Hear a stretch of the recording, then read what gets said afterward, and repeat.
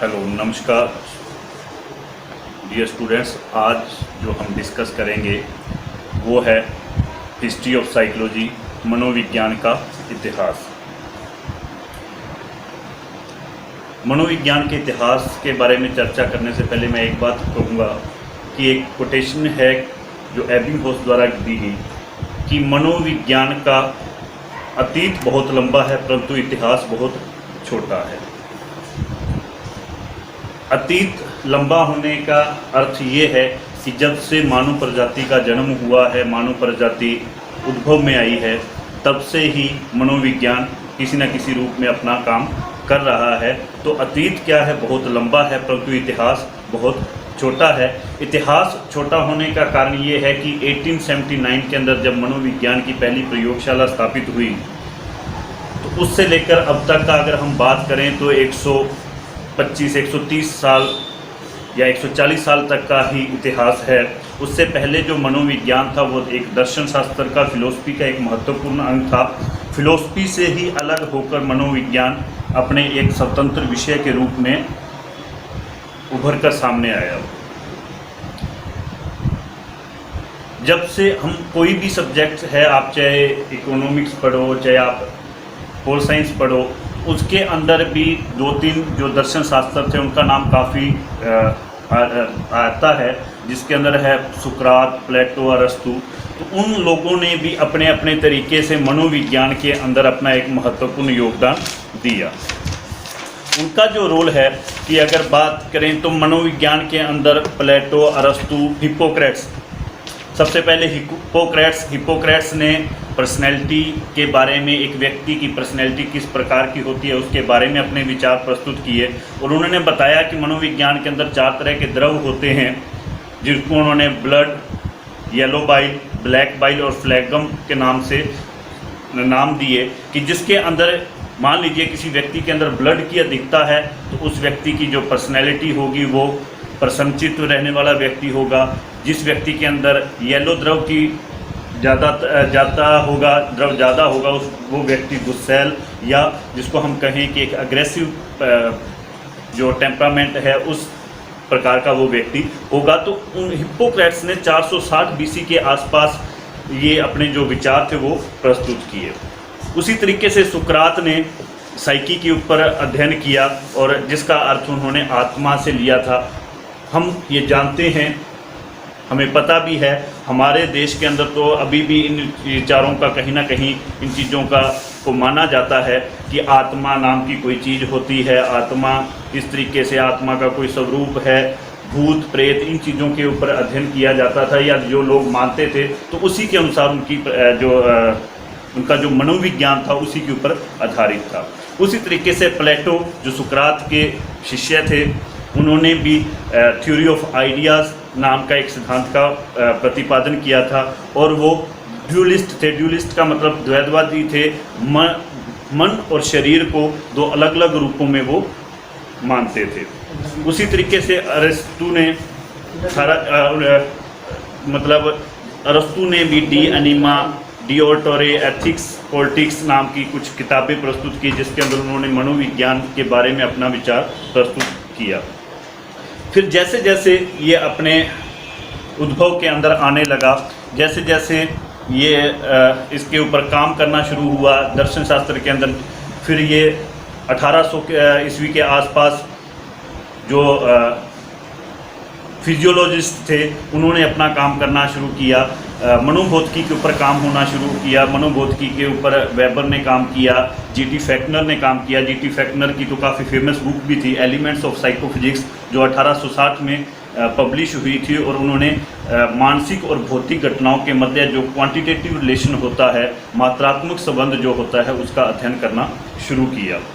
जैसे जैसे इन चीज़ों के ऊपर उसी दौरान जैसे ये परसेप्शंस के ऊपर, रिएक्शन टाइम के ऊपर काफ़ी एक्सपेरिमेंट हुए और वो उन लोगों के द्वारा किए गए थे जो उस वक्त मनोवैज्ञानिक नहीं थे, परंतु उनका जो योगदान जो बाद में किसी न किसी रूप में मनोविज्ञान में उभर कर सामने आने लगा।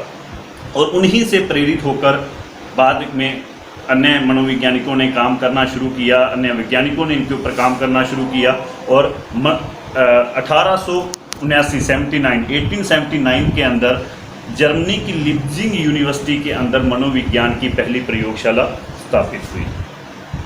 ये याद रखना कि 1870, उससे पहले 1872 के अंदर विलियम जेम्स ने भी एक प्रयोगशाला का निर्माण किया था, परंतु उसे एक साइंटिफिक रूप ना मिल सका, जिसे एक अनौपचारिक प्रयोगशाला के रूप में उसे जाना जाता है। परंतु एक औपचारिक जो लैब है 1879 के अंदर मनोविज्ञान की पहली प्रयोगशाला जर्मनी की लिप्जिंग यूनिवर्सिटी में विलियम वुंड द्वारा स्थापित। तो जैसे ही मनोविज्ञान का उद्भव हुआ 1879 के अंदर, दर्शन शास्त्र से अलग एक स्वतंत्र विषय के रूप में आया, तो बहुत से मनोवैज्ञानिकों ने इसके ऊपर काम करना शुरू किया, तो बहुत तरह की विचारधाराएं आई और वहीं से स्कूल्स ऑफ साइकोलॉजी का उद्भव हुआ। स्कूल्स ऑफ साइकोलॉजी का उद्भव होने का अर्थ ये नहीं था कि वहाँ किसी न किसी प्रकार के स्कूल्स थे या मनोविज्ञान से रिलेटेड किसी न किसी प्रकार के स्कूलों का निर्माण किया गया, परंतु मनोविज्ञान को बेहतर तरीके से समझने के लिए जिन लोगों की विचारधारा आपस में मिलती थी, जो इन लोगों के विचार आपस में मिलते थे, उन्हें एक अलग सिस्टम के अंदर, एक अलग स्कूल के अंदर उनको स्थापित किया जाना शुरू कर दिया गया। और सबसे जो पहला स्कूल था, जो सबसे पुराना स्कूल था, वो था एसोसिएशनिज्म, सहचर्यावाद। सहचर्यावाद का उद्भव ब्रिटेन में हुआ। मुख्य मनोवैज्ञानिक जो थे इसमें डेविड हार्टले, जेम्स मिल, John Stuart Mill, Alexander Ben, Herbert Spencer, ये जो स्कूल था वो मनोविज्ञान की प्रयोगशाला स्थापित होने से पहले के जो लोग थे जिनकी विचारधारा आपस में मिलती थी, जैसे जो जिन्होंने अपने विचार प्रस्तुत किए, जैसे डेविड हार्टले था तो 1749 में ऑब्जर्वेशन ऑफ मैन नाम की किताब लिखी। उनके अनुसार संवेदना तथा विचार दोनों ही कंपन पर आधारित हैं। उन्होंने कुछ लॉज का भी निर्माण किया, जो एसोसिएशनिज्म के लॉज कहा जाता है, जिनको नियम कहा जाता है। उन्होंने दो नियम दिए, साइमल्टेनियस समकालिक और सक्सेसिव अनुक्रमिक। साइमल्टेनियस, इसके कारण चिंतन की प्रक्रिया प्रारंभ होती है उनके अनुसार, हार्टले के अनुसार, और सक्सेसिव जो लॉ है इसके कारण सरल विचार मिलकर एक जटिल विचार का निर्माण करते हैं, जो 1749 में ऑब्जर्वेशन ऑफ मैन नाम की किताब में डेविड हार्टले ने अपने जो विचार प्रस्तुत किए। साथ ही उन्होंने लॉ ऑफ कॉन्टिग्यूटी, समीपता का नियम, जो बाद में परसेप्शन के अंदर काफी इसका यूज भी किया था, गेस्टाल्टवादियों के द्वारा भी इसका काफी इस नियम का यूज किया गया था। उनके अनुसार जब दो संवेदनाएं एक साथ या बारी बारी से मस्तिष्क में पहुंचती हैं तो उससे एक इस तरह का कंपन पैदा होता है कि समीपता के आधार पर वे एक दूसरे के साथ संबंधित हो जाते हैं। जिन लॉज को हम फिगर एंड बैकग्राउंड के अंदर, परसेप्शन के अंदर पढ़ते हैं, इन नियमों के बारे में डेविड हार्टले ने 1749 के अंदर ही बता दिया था। उसी तरीके से जेम्स मिल ने एसोसिएशन के अंदर काम किया। 1829 में N analysis of phenomenas of the human mind and the history of India 1817 में उन्होंने, मतलब जो किताबें उन्होंने प्रकाशित की, और उन्होंने भी जो कुछ नियम्स या कुछ अपने तथ्य बताए, जिसके अंदर उन्होंने परमानेंस के बारे में, स्थायित्व के बारे में बताया, जो बाद में ऑब्जेक्ट परमानेंस के नाम से भी काफी प्रसिद्ध हुआ। सर्टेनिटी के बारे में बताया, फैसिलिटी के बारे में बताया। और उसी तरीके से जोहन स्टुअर्ट मिल ने 1843 में एक प्रसिद्ध पुस्तक जिसका नाम लॉजिक था का प्रकाशन हुआ। 1860 में जीटी फैक्नर ने एलिमेंट्स ऑफ साइकोफिजिक्स नाम की पुस्तक प्रकाशित की। तो इस तरीके से उन्होंने एसोसिएशन के आधार पर, जो सहचर्यावाद स्कूल था, उन्होंने एसोसिएशन के आधार पर एक व्यक्ति को समझने का, एक व्यक्ति की थिंकिंग को समझने का, एक व्यक्ति के व्यवहार को समझने की कोशिश की। फिर दूसरा स्कूल आ जाता है स्ट्रक्चरलिज्म, संरचनावाद। इस स्कूल के मुख्य संस्थापक जो थे, स्कूल का जो निर्माण ईबी टिचनर द्वारा 1892 में अमेरिका की कॉर्नेल यूनिवर्सिटी में किया। संरचनावाद के अनुसार मनोविज्ञान की विषय वस्तु थी चेतन अनुभूति, जो बाद में हम नेक्स्ट लेक्चर के अंदर हम इनकी डेफिनेशंस के बारे में भी पढ़ेंगे। इनकी डेफिनेशन का भी उद्भव इसी रूप में ही हुआ था कि संरचनावाद के अनुसार मनोविज्ञान की विषय वस्तु क्या थी कि मनोविज्ञान किस चीज का अध्ययन कर रहा है? चेतन अनुभूतियों का, कॉन्शियसनेस, जिसके बारे में हम जागरूक हैं, जिनके बारे में हम बता सकते हैं, सिर्फ उसी का अध्ययन कर पाता है। और टिंचनर जो थे वो विलियम वुंट के स्टूडेंट थे, उनके शिष्य थे। उन्होंने चेतना के 3 तत्व बताए। जो स्ट्रक्चरलिज्म है वो 3 तत्वों के बारे में बताता है। वो 3 तत्व थे सेंसेशन, संवेदना, फीलिंग, जो हमारे मतलब फीलिंग्स होती हैं, और इमेजेस जो प्रतिमाएं होती हैं। और संरचनावाद वालों ने इंट्रोस्पेक्शन मेथड को महत्वपूर्ण बताया। जो मेथड्स हैं मनोविज्ञान का, जो सबसे पुराना मेथड है वो इंट्रोस्पेक्शन मेथड ही है। और इजी बोरिंग ने भी जो संरचनावाद के अंदर, इस स्कूल के अंदर अपना योगदान दिया। जो तीसरा स्कूल आ जाता है वो है प्रकार्यवाद, फंक्शनलिज्म। और प्रकार्यवाद की स्थापना शिकागो यूनिवर्सिटी में 1890 में विलियम जेम्स द्वारा की गई। इसमें अन्य मनोवैज्ञानिक John Dewey, J R. Angell, Harvey Carr and E L. Thorndike ने इस स्कूल को काफी आगे बेहतर पहुंचाने का प्रयास किया। जेम्स को प्रकार्यवाद का एक अनौपचारिक संस्थापक माना जाता है, परंतु जब अनौपचारिक का मतलब उन्होंने अपना ये एक स्कूल का एक निर्माण कर दिया या अपना एक विचार दिया, परंतु जो फॉर्मल जो इसके संस्थापक हैं वो हैं John Dewey, angel and car ने मनोविज्ञान को मान्यता प्रदान की। इसके अनुसार मनोविज्ञान की विषय वस्तु चेतना के तत्वों का अध्ययन करना नहीं है। जैसे संरचनावाद वाले बता रहे थे कि जो मनोविज्ञान है वो चेतना के 3 तत्व, कॉन्शियसनेस के उन्होंने 3 तत्व जो बताए थे, सेंसेशन, फीलिंग एंड इमेजेस, उन तत्वों का अध्ययन करना नहीं है, बल्कि चेतना की उपयोगिता का अध्ययन करना है। उपयोगिता मतलब जो ये 3 तत्व हैं, सेंसेशन है, परंतु अगर हम उसका, उनके अनुसार कि अगर हम उसका यूज नहीं कर पा रहे हैं तो वो सेंसेशन हमारे किसी काम की नहीं है। हमारे अंदर फीलिंग्स नहीं है तो भी हम किसी व्यक्ति के बिहेवियर को नहीं समझ पाते इनको अनुसार। तो उनका मानना था कि चेतना की उपयोगिता, कि कितना हम उस कॉन्शियसनेस को उपयोग कर पा रहे हैं, उसका अध्ययन करना था। उनके अनुसार psychology should study what mind and behaviour do, कि जो एक व्यक्ति का मन है, उसका व्यवहार है, वो क्या कर रहा है, उसका अध्ययन करना चाहिए। They were interested in the fact that mind and behaviour are adaptive. व्यक्ति क्या करता है, क्यों वो वैसा करता है, इन सब का अध्ययन करना मनोविज्ञान की विषय वस्तु है। और इन्होंने इंट्रोस्पेक्शन मेथड और एक्सपेरिमेंटल मेथड दोनों को अपनाया। इन्होंने इंट्रोस्पेक्शन मेथड को भी महत्वपूर्ण माना और एक्सपेरिमेंटल जो मेथड है उसको भी महत्वपूर्ण माना।